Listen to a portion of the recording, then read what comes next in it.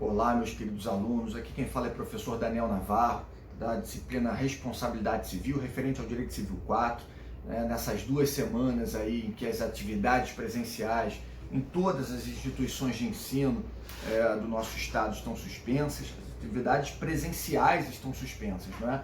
Mas as atividades virtuais, não é? As ferramentas que nós temos aí para poder continuar com o nosso trabalho sendo feito, são inúmeras. Uma delas é essa aqui, né? A gente pode gravar vídeos e compartilhar esses vídeos, eventualmente em redes sociais, também nos mecanismos que nos são disponibilizados aí pela própria instituição, como o Classroom.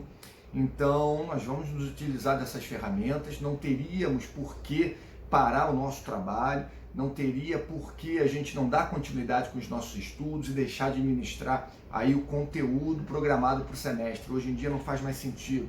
Faz sentido, obviamente, a gente permanecer seguindo as orientações do governo, nos cuidando, né, para essa situação delicada acabar o quanto antes. Mas não faz o menor sentido a gente parar com os nossos estudos, com o conteúdo que precisa ser ministrado, que, enfim, não pode ser eventualmente numa sala de aula, mas nada impede ser virtualmente, como a gente está agora aqui realizando. Então, como é que as aulas vão acontecer? Pelo menos durante essas 2 semanas de suspensão das atividades presenciais.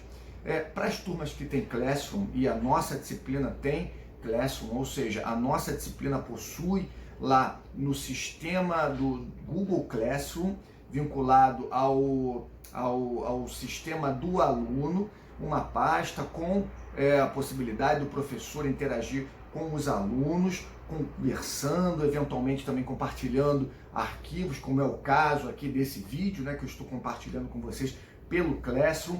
Então, como é que vai funcionar o nosso sistema daqui até a semana que vem, quanto durar essa suspensão das aulas?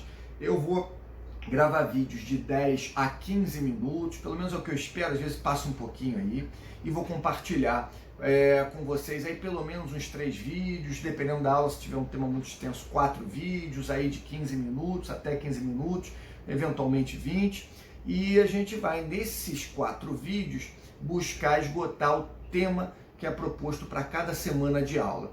Mas em paralelo a esses vídeos, eu vou compartilhar também com vocês uma aula em texto. Então, justamente para ninguém se perder e para vocês acompanharem os vídeos como se fosse o quadro na sala de aula. Na sala de aula, eu sempre coloquei ali o conteúdo a ser trabalhado naquele dia ou na noite, né, naquela nossa aula, no quadro, e a gente ia seguindo ali para ninguém se perder, vocês terem um caderno completo. Então agora a gente vai continuar com essa metodologia, só que obviamente não no quadro, né? Vai ter ali todo o roteiro e alguns conceitos sobre o que a gente vai trabalhar aqui nessa nossa aula, nesse texto que eu também vou postar para vocês no Classroom.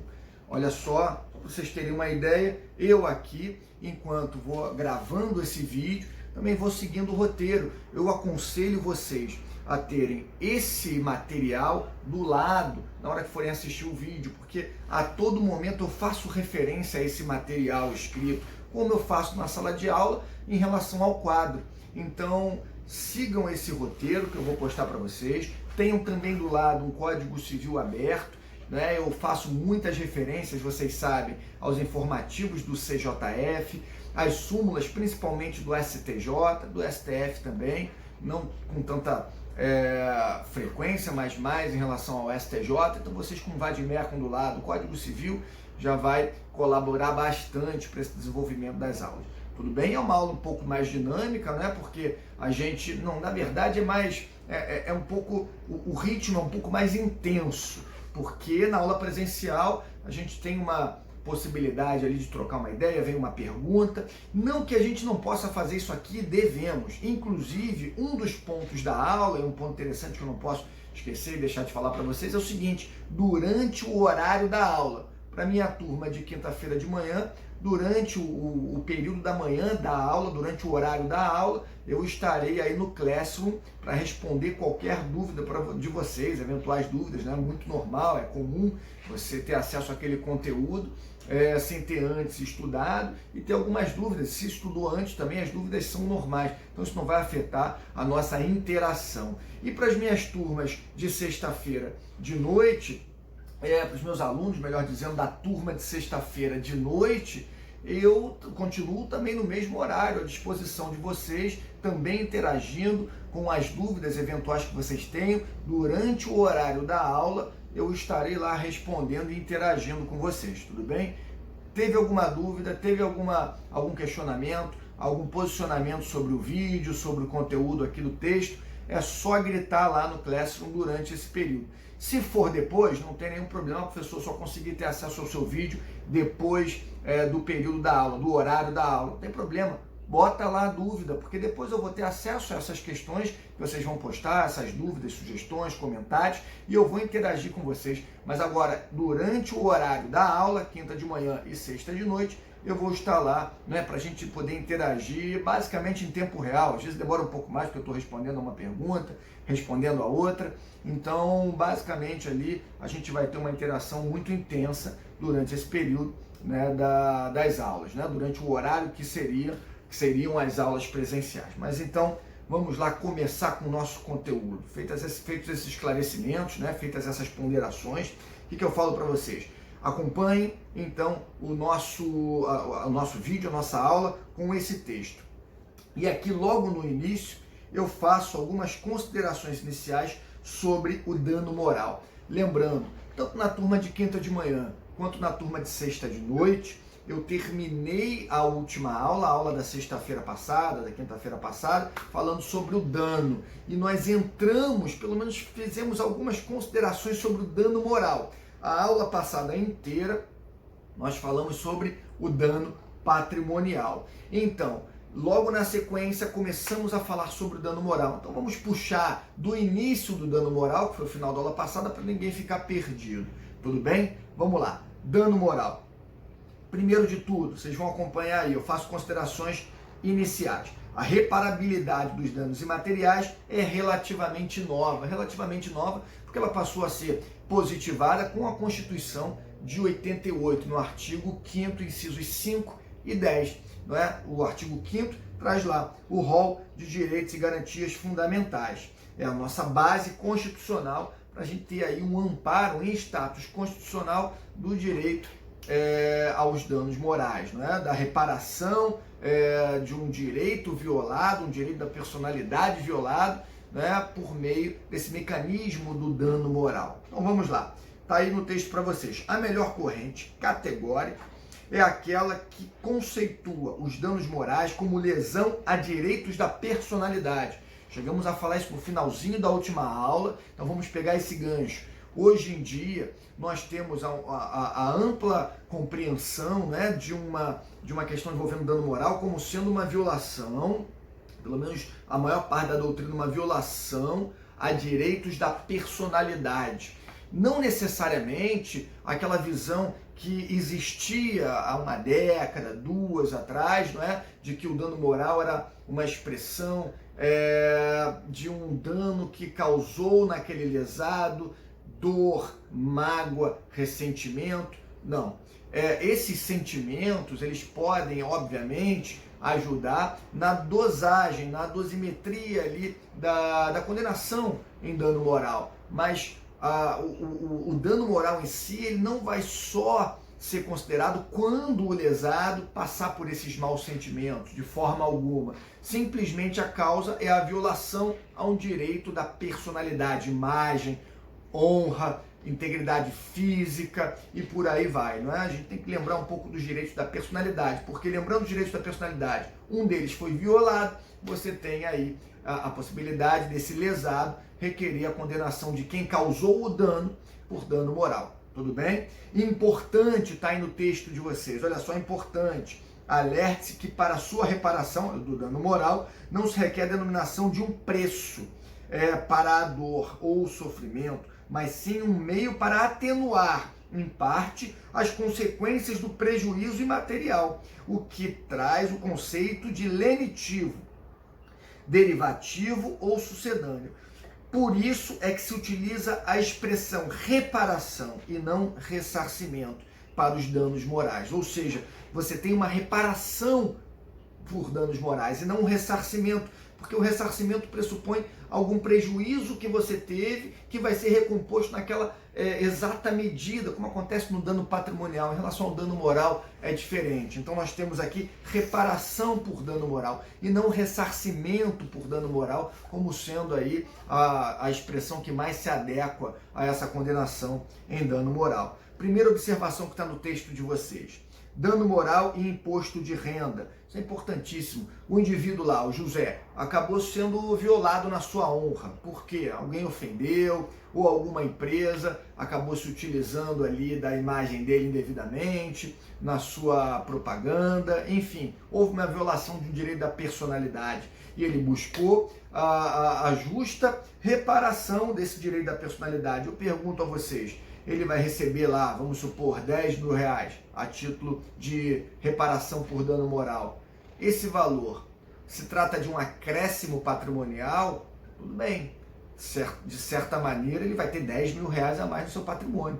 Mas não é o acréscimo patrimonial dessa reparação por dano moral que vai ser considerado como base do cálculo para o imposto de renda. Ele não vai ter que pagar, vamos supor, pessoa física, dependendo da renda dele, 27,5% dessa condenação em dano moral, porque a reparação por dano moral, com aquele valor, né, que é atribuído a uma reparação por dano moral, não sofre a taxação lá do imposto de renda. Então vamos lá. Observação 1. Não há no dano moral uma finalidade de acréscimo patrimonial para a vítima, mas sim de compensação pelos males suportados. Então muito cuidado com isso. É óbvio que o sujeito que recebe ali aquela indenização por dano moral, ele vai ter aquele valor a mais, mas não é considerado um acréscimo ali naquele intuito, naquela finalidade de gerar um acréscimo que acabe por gerar uma incidência de imposto de renda, não nesse sentido, tudo bem? E aí você já tem aí a súmula 498 do STJ, que é muito clara nesse sentido, né? Aqui é o seguinte, eu coloquei para vocês: tal dedução justifica a não incidência do imposto de renda sobre o valor recebido a título de indenização por dano moral. Súmula 498 do STJ. Observação 2, que eu coloco aí para vocês. Eu coloquei o tema compensação in natura. O que é essa compensação in natura? Bom, até agora a gente trouxe exemplos, né, de violações a direitos da personalidade que ensejaram uma condenação pecuniária. O José lá teve a imagem dele violada e requereu a indenização e fez jus àquela indenização, àquela reparação, não é? E recebeu os 10 mil reais, tudo bem. Agora, vamos imaginar um outro exemplo, né? Uma determinada empresa aí de comunicação, um jornal, por exemplo, vai lá e veicula uma informação que viola, né? Que macula a honra de uma determinada pessoa. Vamos imaginar aí que impute um crime a essa pessoa, como sendo um bandido, aí o sujeito lá na sua reportagem ou num programa televisivo fala: olha, esse sujeito aqui não vale nada, é um bandido bom, que tem que ir pra cadeia, mostra a cara do sujeito, enfim. E depois se comprova, né, que houve uma violação à direito da personalidade, o indivíduo ali foi injustamente acusado, depois... eu estou trazendo um exemplo bem básico, tá? A situação pode ter 1000 nuances, mas nesse exemplo que eu estou trazendo aqui para vocês, o cara foi lá, comprovou que ele era inocente, que era um absurdo aquilo ali que estava acontecendo, e teve a sua imagem violada e vinculada à de um indivíduo que é um criminoso, sem o sujeito ser. E ele requer ali a reparação, não é, dessa violação que aconteceu ao direito da personalidade. Ele pode pedir um valor, não é, a título de reparação? Pode, ele pode pedir um valor, mas ele pode pedir também a retratação por esse veículo aí de comunicação, o canal lá de televisão ou o jornal que trouxe essa notícia inverídica de modo a violar a sua imagem. Ele pode pedir uma reparação in natura. Essa é a questão aqui dessa segunda observação que eu coloquei para vocês. O que seria então essa reparação in natura?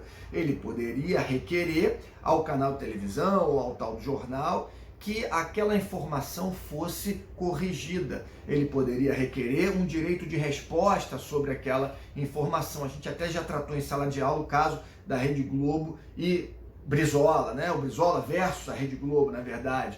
Ele teve direito de resposta no Jornal Nacional. Eu até coloquei um vídeo para vocês aí em sala de aula, Foi bem interessante. Essa reparação é uma reparação in natura. Então a reparação in natura não está ligada a uma compensação pecuniária, mas também uma compensação não exclui a outra. O lesado ele pode pedir a compensação pecuniária e a compensação in natura, tudo bem?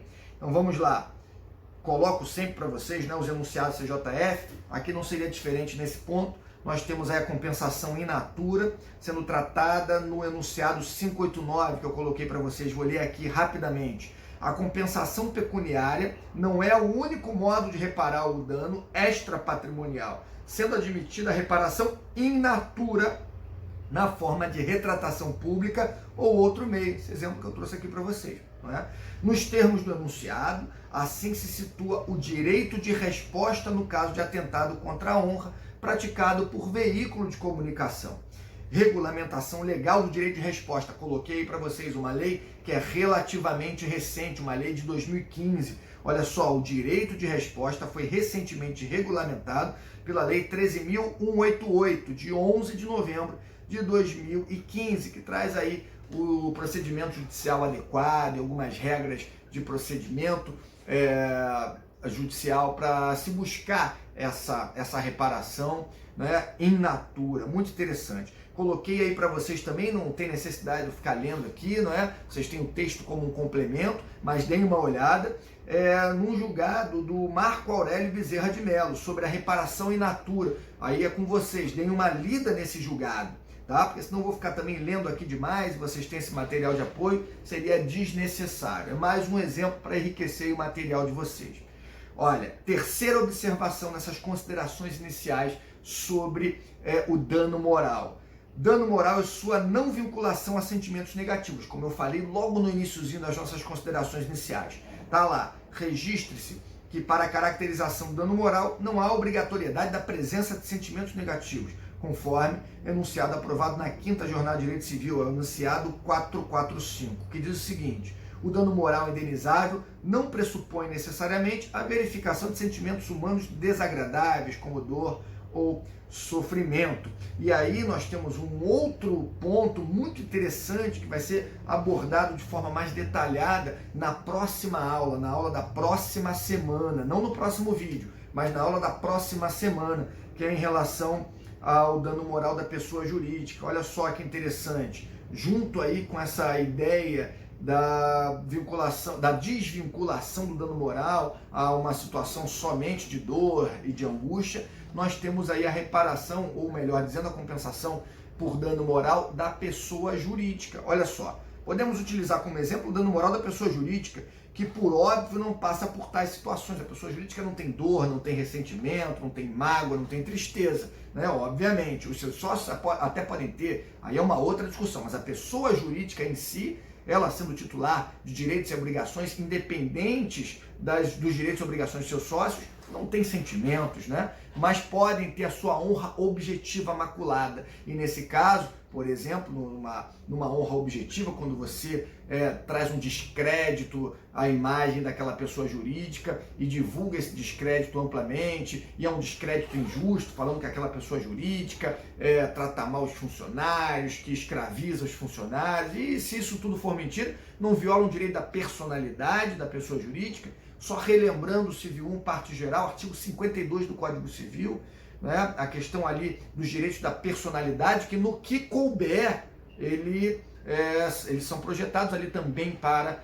a pessoa jurídica. E aí nós temos também a súmula 227 do STJ, que traz ali a questão da pessoa jurídica poder requerer uma compensação por dano moral. E um outro ponto em relação a essa desvinculação do dano moral ao sentimento de dor, a sentimentos negativos, né? Nós temos aí o informativo 559, também do STJ. Informativo 559 do STJ, que está aí no material de vocês, diz o seguinte: o absolutamente incapaz, ainda quando impassível de detrimento anímico, pode sofrer dano moral. O dano moral caracteriza-se por uma ofensa e não por uma dor ou um padecimento. Vamos imaginar que um incapaz, um indivíduo, por exemplo, ele está ali numa situação de coma induzido e ainda assim os jornais ali, a mídia divulga algumas informações verídicas sobre a conduta dele como sendo uma conduta desleal, como sendo, sei lá, o sujeito um criminoso. Ele, mesmo sem ter ali aquela percepção do que está acontecendo, de repente ele está em coma induzido, né? Ele tem a sua imagem, a sua honra violada, um direito da personalidade violado? Tem. Então, nesse caso, independentemente de dor, de sofrimento, de mágoa, de tristeza, ele vai ter direito a essa compensação por dano moral, simplesmente porque um direito da personalidade foi violado. Tudo bem?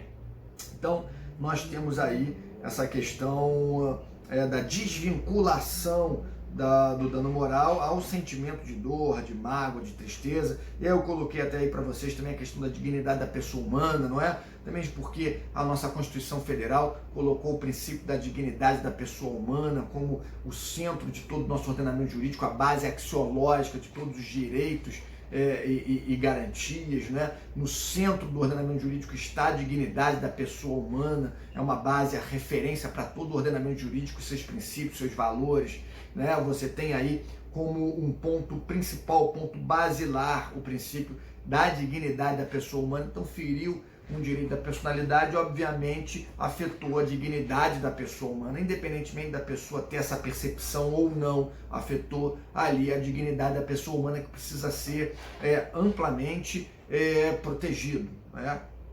Muito bem. Quarta observação que eu coloquei para vocês aí, dano moral in re ipsa. Então, o que eu vou fazer? Segurem esse ponto aqui nesse primeiro vídeo.